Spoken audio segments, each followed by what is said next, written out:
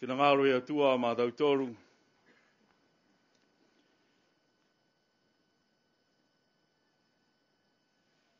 Mō mai e toi ai o sua, wewehe anga hiwa. Mo e whahi kupu onu. Tiwangi a lautoru ki ai o sua. Ke hanga api a kirikala. Mo e peheangi a lautoru ki aia. Mo e tau tangata Israela. Ko mai a mautoru nai he motu mamao. Wei hanai, ke heke ai e tautoru. E maweheanga mō mtoru.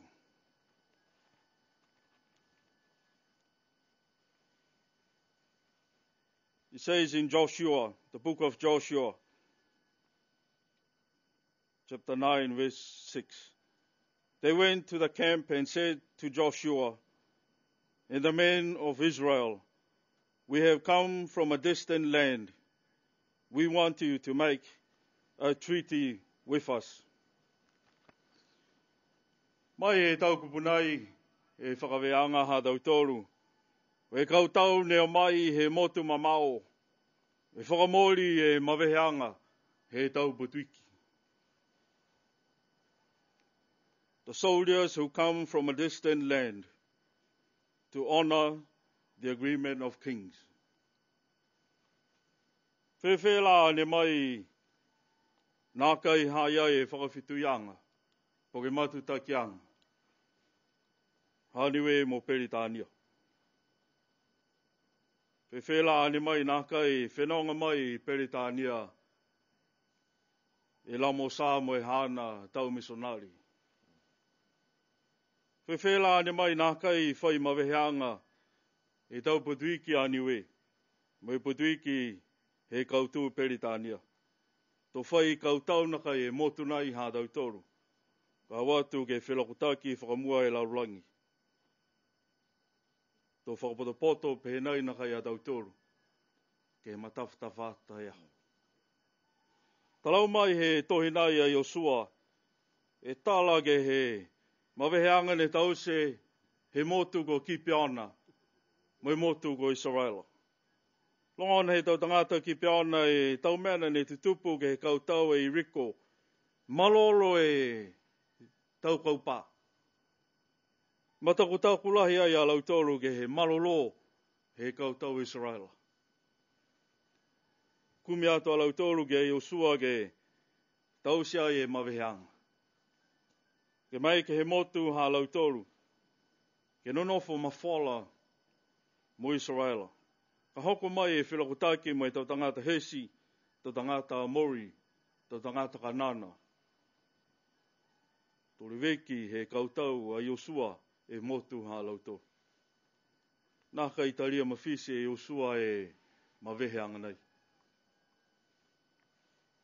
Nā kai ke he moe kumi atu he putuiki ko whataiki i Peritania tohi, ziriu tohi foki. Tau seanga foki he maweheanga e motu ko Israela. Mo tau tangata ki peona hahai ai foki ni e langatau, po ke hahai ai e tau mena ngalo. Nā kai ke he lai foki mo e manako e tau iki ha tau toru. Mo e maweheanga tau se mo e motu ko Peritania. Nā kai lewa si whai hiki ai e tau seanga nei. E ke motu ko New Zealandi mo reweki a niui. Uta he tua ke he tau mena ne tutupu. Tutupu e tau mena nei to hoko mai ongo. Whelokotaki whakamua he laulangi. Hanai whakaui a tautoru ke he tau tupuna. Ha tautoru ne tauwhi mo i tu mauni ke whakamori e maweheanga ia. Hanai ne tari atu he patuiki mo i tauiki he motu. Ke patuiki ko siausi ke lima.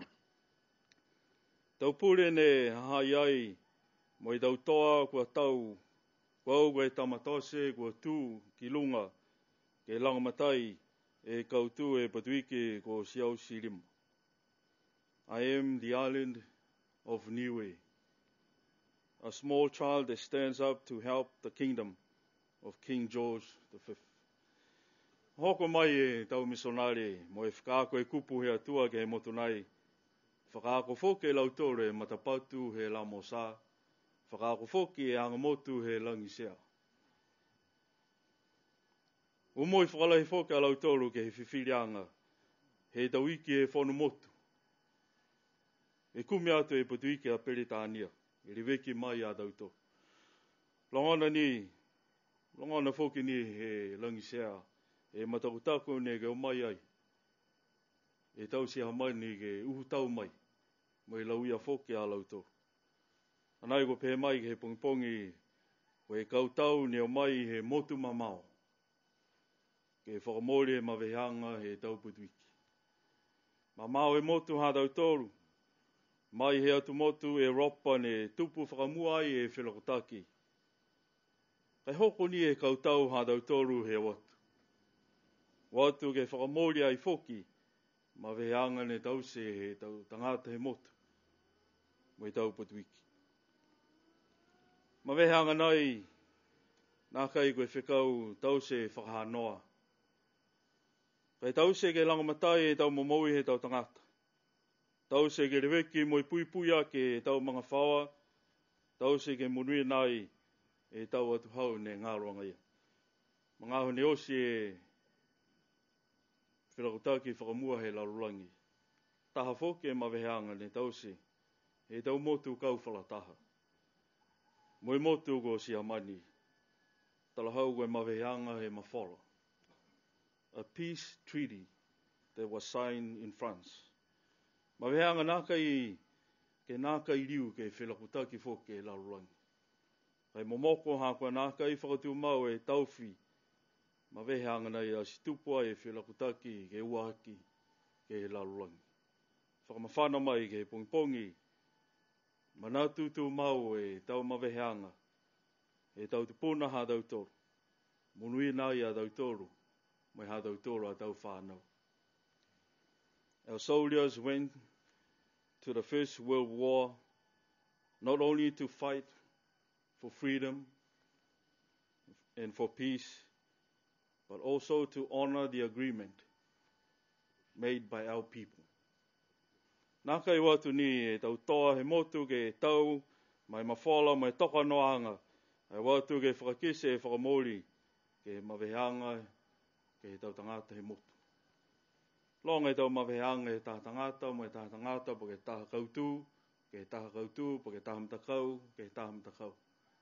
Kai mua we atu e mawehanga, he tama he atua. Ne whakamoria e ia ki lunga e sa tauro, ke mumuia i a tautoru tukulangi. O riu tu mai e iki ha tautoru mai nofo ke he whai matau e nofo iki he atua, mo e hana ma vehe mai. Tō riu mai ia. Tō riu mai ia. Mo e taria ia a lautoru kua tua kia ia peseni kua mamasi a lautoru. Pe mai e toia he peru.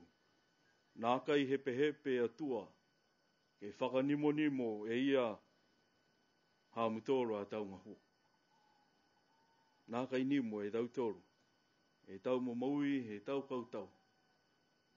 Ne kua watu ke he tau whakamua he larulangi. E mai ke tautoru ke he pongipongi nai. Ko e kautau ne o mai he motu mamao. Ke whakamori e maweheanga he tau petuiki. Amen. Dionga tautoru. Yehova sa pao ta koe koe ha mautora atua tukulangi. O koe ne tufunga sia e tau menausi ke langi katoa mo e larulangi nai. O koe ne foa e tau menausi. Ke he hau a whio ianga tonu koe atua. Mua atu ke he tau momoui ha mautoru. Fua ki mai e koe mo e inga sia riveki ai a mautoru ke he tahaho mo e tahaho. Pongi nai, manato e mautoru e tau momoui he tau toa he motu.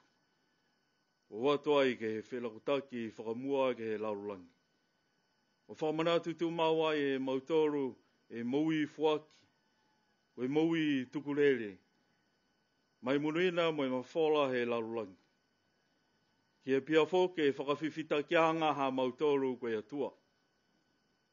Ha koe whakaweanga haia he hawa whinangalo.